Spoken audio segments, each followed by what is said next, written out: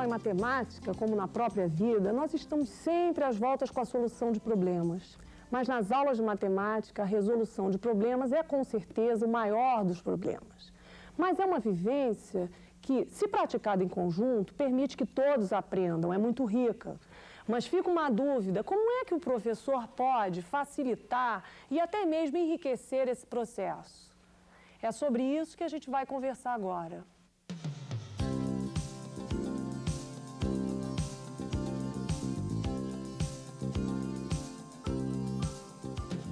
Vamos analisar um problema que pode ser resolvido por uma turma de terceira ou quarta série. Um barco precisa carregar 76 pessoas de uma margem a outra de um rio. As pessoas estão com pressa de atravessar o rio, mas o barco só pode carregar apenas 12 pessoas de cada vez. O que se quer saber é quantas viagens esse barco terá que fazer para transportar essas pessoas. Nós, adultos, percebemos logo que se trata de um problema de divisão. Não se trata de repartir uma quantidade entre pessoas, mas a divisão não serve só para repartir. Nesse problema, por exemplo, nós precisamos saber quantos grupos de 12 pessoas cabem nas 76. Cada grupo desses resulta numa viagem do barco. Em outras palavras, nesse problema, nós estamos verificando quantas vezes o 12 cabe no 76. São 7 viagens. 6 delas com 12 pessoas e uma com 4 pessoas. O quantos 12 cabem em 76 é um outro significado da operação de divisão, diferente do significado habitual de repartir. É usando esse significado que se resolve o problema. Mas o problema não precisa obrigatoriamente ser resolvido pela divisão. Numa turma de terceira série, por exemplo, é comum os alunos ainda não reconhecerem o significado da divisão de que falamos. Mas se eles forem incentivados pelo professor, encontrarão meios de resolver o problema. Por exemplo, podem fazer 76 menos 12 igual a 64. 64 menos 12 igual a 52. 52 menos 12, por sua vez, é igual a 40.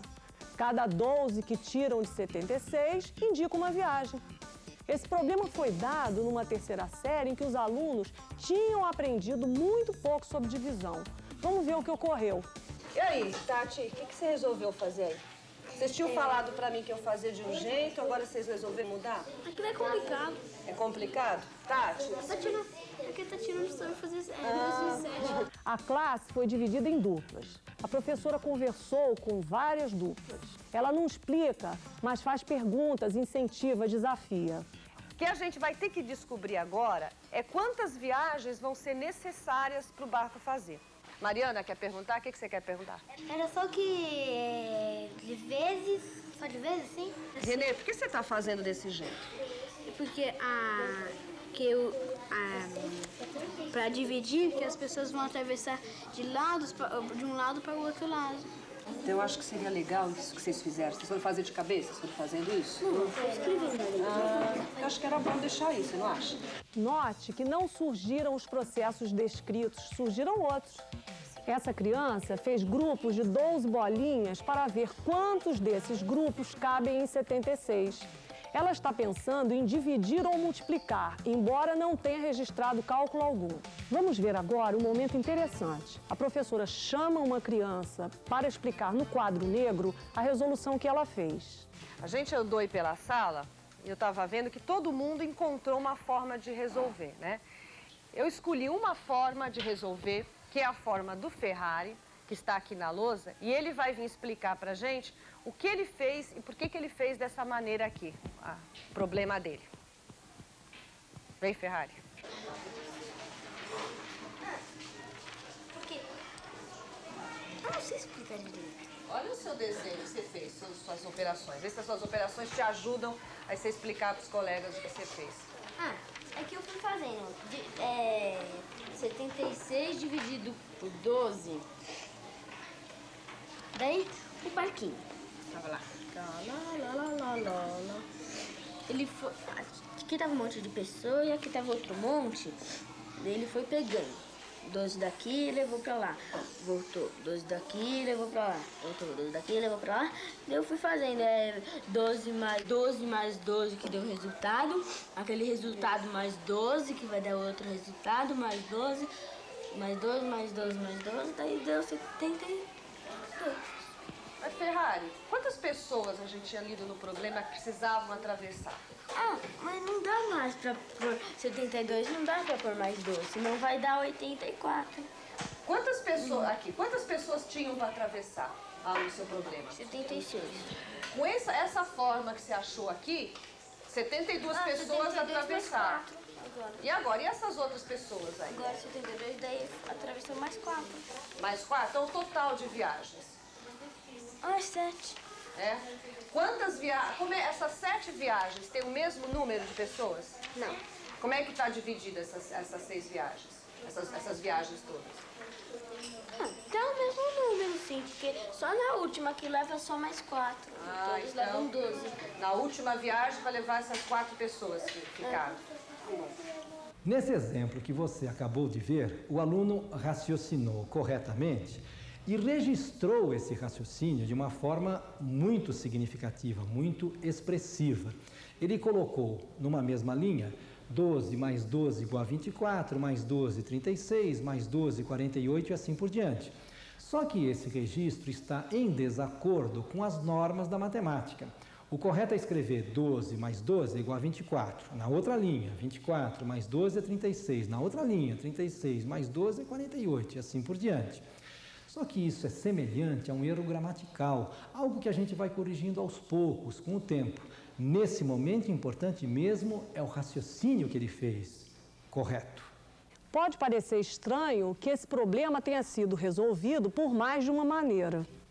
Isso não acontece quando o professor dá uma teoria e os problemas vêm logo depois, como uma aplicação ou como uma forma de verificar a aprendizagem.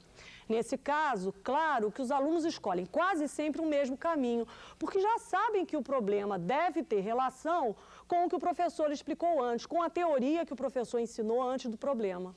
No entanto, nos casos em que vimos, o professor não tinha dado teoria prévia. Os alunos, sem dicas, sem pistas, tiveram que usar seus próprios recursos e experiências.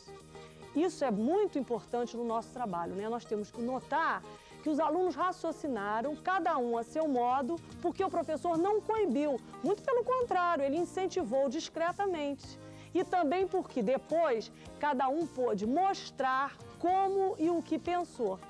E a oportunidade de expor o raciocínio é um incentivo para raciocinar, dizer como a gente pensou.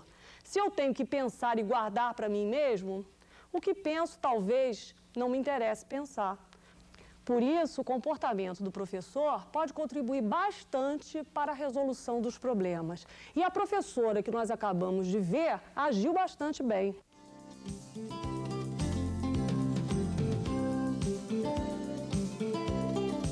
Bem, nós já vimos que a atitude do professor é fundamental para que os alunos façam progresso na resolução de problemas. Ele deve incentivar e valorizar o raciocínio, dar voz ao aluno, né, e promover o diálogo na sala de aula. Mas há outros recursos para implementar a resolução de problemas. Quer ver um simples?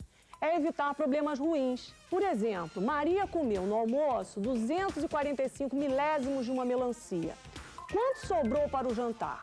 Problemas assim tiram o interesse de qualquer um na resolução de problemas.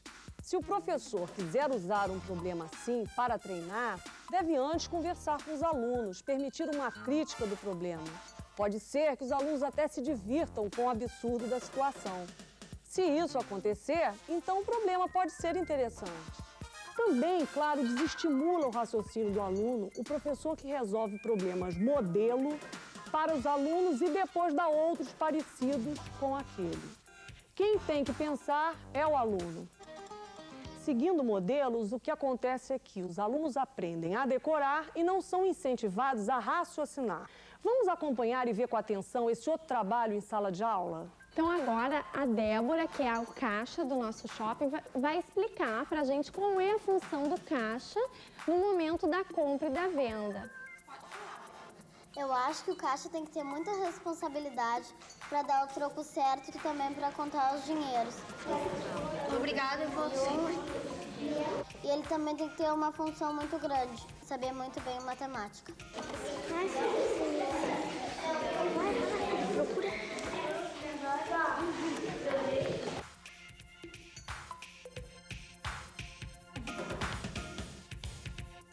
Vivências, experiências são importantes para a resolução de problemas.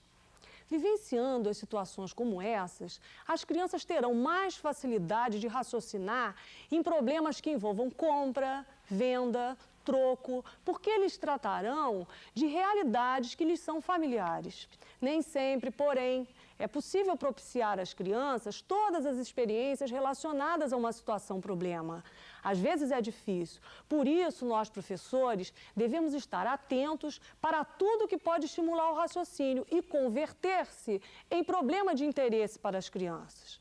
Às vezes, no meio de um diálogo envolvendo outras disciplinas, há oportunidade para resolver problemas. 64. Quanto que custa a rifa? 50. Dá o dinheiro ou não? Dá. 50 reais. Por que que dá? Porque receberam mais. Porque receberam mais. Mais do que 50? Aqui, a turma estava lendo uma história infantil, quando surgiu uma situação que a professora transformou num problema. Outras vezes, um simples jogo de baralho, que serve para desenvolver cálculo mental, também pode conter muitos problemas. Esses problemas, no contexto do jogo, as crianças têm interesse em resolver. Como exemplo, veja esse jogo de segunda série, é o jogo do 21. Com 3 cartas, é preciso somar 21 pontos em cada jogada. Essa é a proposta. Então, cada uma delas é um problema para uma criança de segunda série. Mas é um problema que dá prazer, que dá vontade de resolver. Você acabou de ver uma série de sugestões para o trabalho em sala de aula. Trabalhos em grupo, dramatizações, problemas orais, jogos, etc. Mostramos também o trabalho de uma professora em relação a um problema de divisão, aquele do barco. Em todos eles, o raciocínio do aluno é valorizado. Cada um pôde pensar do seu jeito e depois pôde explicar o seu raciocínio. Há sempre diálogo entre professor e aluno, e entre aluno e aluno, que também é da maior importância. O professor não é aquele que resolve os problemas. Ele levanta questões, incentiva e discute. Em muitos casos, ele até nada explica e deixa mesmo essa tarefa para um aluno. Pois é, o sucesso na resolução de problemas começa aí. Hoje nós ficamos por aqui e até breve.